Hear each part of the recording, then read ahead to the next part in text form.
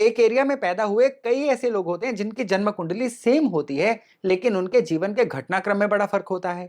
उनके fate element यानी किस्मत में बड़ा फर्क होता है और हर एक की समस्याएं अलग अलग होती हैं। ऐसा क्यों होता है? आपकी जन्म कुंडली को देखते ही क्या यह पता चल सकता है कि आपके छिपे हुए पेंडिंग कर्मास का रहस्य क्या है? क्या ऐसा हो सकता है कि ग्रह एक खराब हो लेकिन आपको इफेक्ट जो है दूसरे प्लेनेट का आ रहा हो, जिसकी वजह से आप जीवन में सही इलाज की तरफ ही ना पहुंच रहे हो?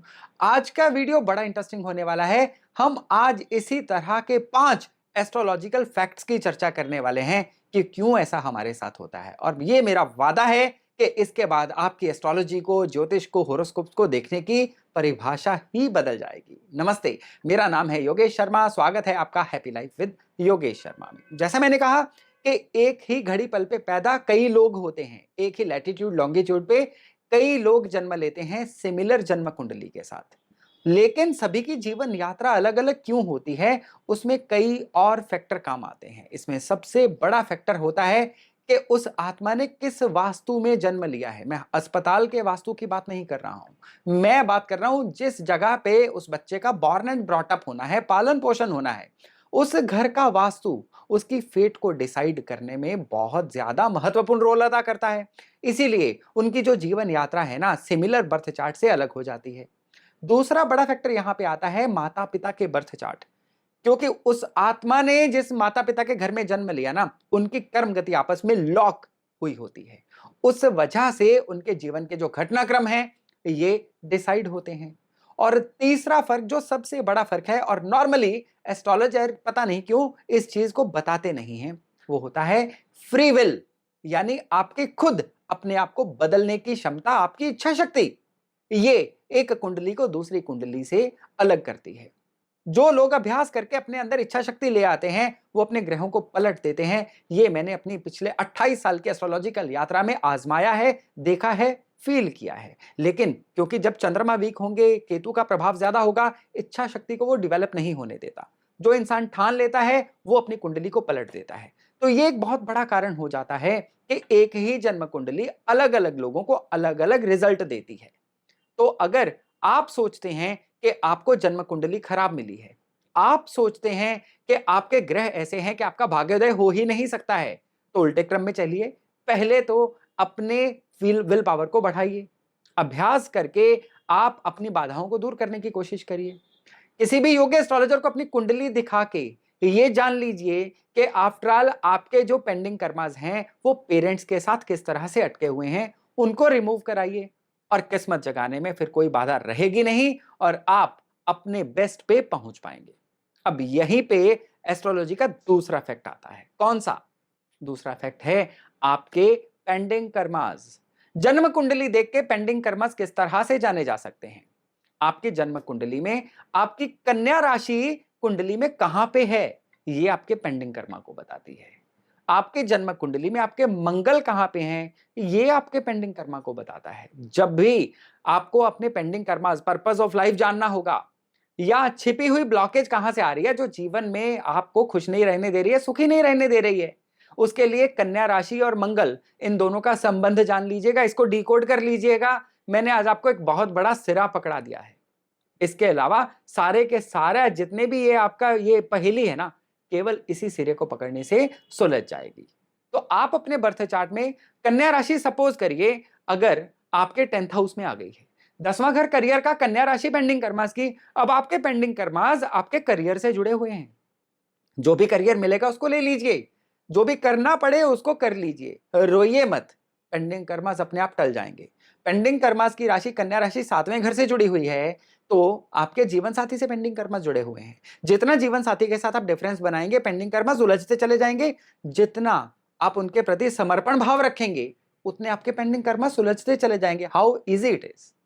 इसके अलावा मंगल की बात करें, मंगल अगर आपके कुंडली के 3rd हाउस में है, भाइयों बहनों की सपोर्ट करिए, उनकी जिम्मेदारी लीजिए, चाहे वो आपसे बड़े भी हों, आपके बड़े ही पेंडिंग कर्मास कट जाएंगे। मंगल आपकी कुंडली में 9th हाउस में हो, तो अब पिता के प्रति आपके पेंडिंग कर्मास होंगे।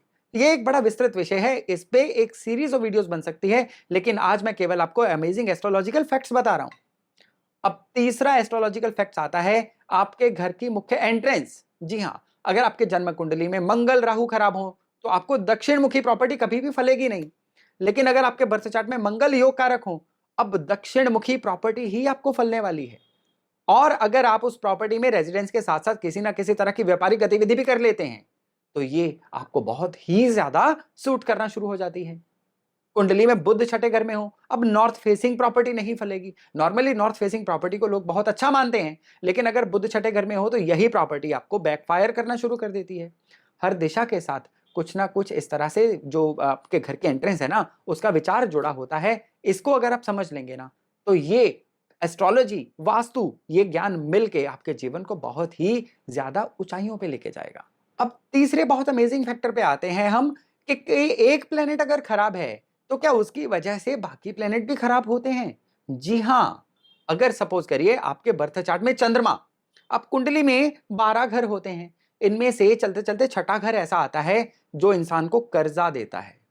वही घर अगर एक्टिवेट हो जाए तो इंसान से जलने वाले उसके शत्रु बहुत ही बढ़ जाते हैं। और यही घर है जो जिम्मेदार होता है कि किसी इंसान को बीमारियां लगेंगी कि नहीं, स्वास्थ्य कैसा रहेगा, इम्यूनिटी कैसी रहेगी। तो ये छठा घर इस दर्जे से बहुत ज्यादा इंपॉर्टेंट बन जाता है। और चंद्रमा, क्योंकि आपकी कैश अवेलेबिलिटी को शो करते हैं, चंद्रमा आपके मन को शो करते हैं। अब मन का जब दुश्मनों से ताल्लुक बन जाएगा तो क्या होगा कि मन ही आपका दुश्मन बन सकता है। छठे घर के चंद्रमा एंग्जाइटी दे देते हैं, छठे घर के चंद्रमा इंसान को कैश का क्रंच भी दे देते हैं, छठे घर के चंद्रमा ओवर थिंकिंग की समस्या, बहुत सारी दिक्कतें देते हैं। लेकिन यहीं पे एस्ट्रोलॉजी का अमेजिंग फैक्ट आता है कि यहां पे चंद्रमा होंगे तो बर्थ चार्ट में केतु के भी रिजल्ट खराब हो जाएंगे। अब केतु जहां पे भी होंगे उस घर के नतीजे खराब, पुत्र संतान के प्रति चिंता, इंसान जो है बिना सोचे समझे काम करता रहेगा और नुकसान झेलता रहेगा।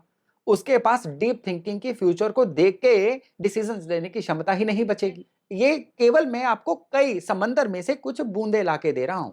अब इसी कड़ी में चलते चलते आपको बड़ा ही रोचक एस्ट्रोलॉजी का चौथा अमेजिंग फैक्ट बताता हूं। वो है कुंडली के ग्रहण दोष। ग्रहण दोष नॉर्मली माना जाता है सूर्य राहु एक साथ हो तो होता है, चंद्र केतु एक साथ हो तो होता है। ये आधा सच है। सूर्य अगर 12वें घर में होंगे तो भी सूर्य ग्रहण जैसा ही खराब माने जाते हैं। चंद्रमा छठे घर में होंगे तो भी ये ग्रहण जैसे ही खराब माने जाते हैं। इसको भी समझ के चलिएगा। और सूर्य राहु जब भी एक साथ होंगे ना, केवल सूर्य के प्रभाव नष्ट नहीं होंगे, बल्कि बर्थ चार्ट में बृहस्पति जहां पे होंगे ये वहां के प्रभाव भी नष्ट करेगा।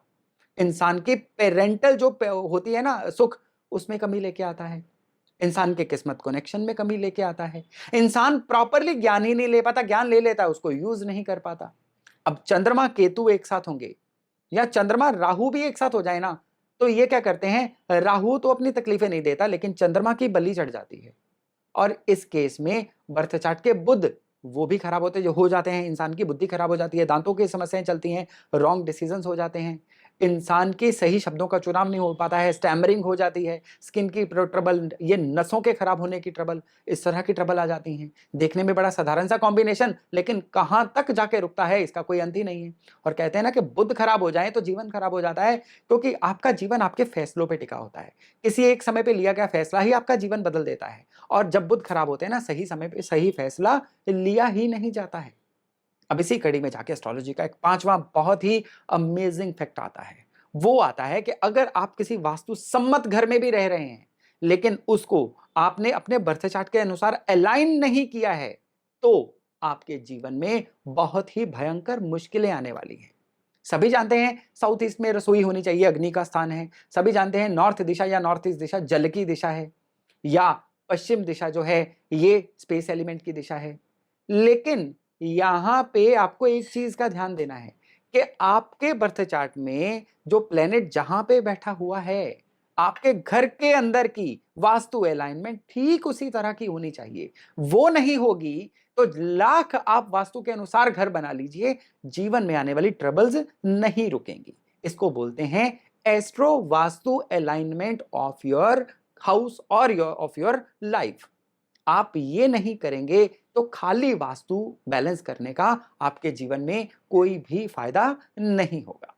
एस्ट्रोलॉजी दोस्तों ऐसी विद्या है जिसको जितना ज्यादा इस समंदर में डुबकी लगाई जाए ना, उतना ही आगे के फैक्ट्स दिखने शुरू हो जाते हैं। और मेरी हमेशा ये कोशिश रहेगी कि इसी तरह के और इंटरेस्टिंग फैक्ट भी आप तक लेके आऊं।